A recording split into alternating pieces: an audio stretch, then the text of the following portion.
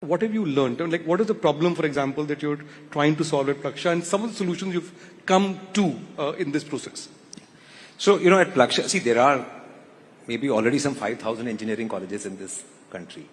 So we didn't want to set up the 5,001st engineering college. There's no shortage of colleges. Today, anybody who wants to become an engineer in India can become an engineer. It's not like how it was in the 90s, when it was very hard to get into engineering college. Today, anybody who wants to become an engineer, you'll get that degree. Right? It is another matter that when you graduate, companies complain that only 20% of the engineers who graduate are employable and so on and so forth. But degree mil jati hai. So at Plaksha, Plaksha basically started with a group of maybe 5 or 6 of us who actually had been to IIT in the 90s.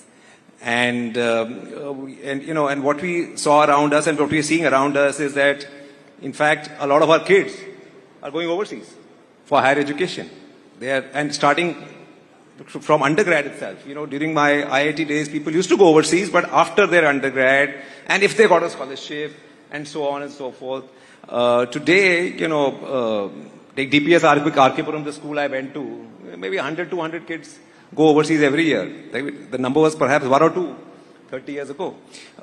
And this is happening because I think institutions in India have not kept pace.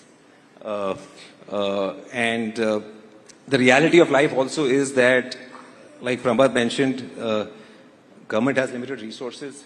Higher education is highly subsidized in this country. When I went to IIT, fees at IIT was lower than the fees I was paying in school. And that perhaps is still the case.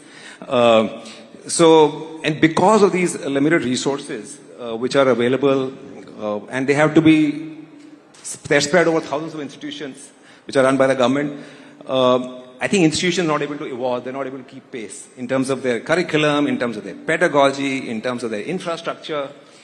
When I went to IIT Delhi, there were 1,500 students on that campus. Today the same campus has 10,000 students, 12,000 students. Same campus, right? So we saw all these issues and we were like, yeah, we need one institution at least in this country where we can perhaps try and address some of these issues as far as possible and try and build over a 20-30 year period the Stanford of India or the MIT of India and give people the experience they would get overseas in India at a fraction of the cost. Right? Perhaps it will be more expensive than an IIT. But if you can do it at a fraction of the cost at which these institutions give this kind of exposure and experience overseas in India to a few thousand people, then over time, more people will aspire to do the same.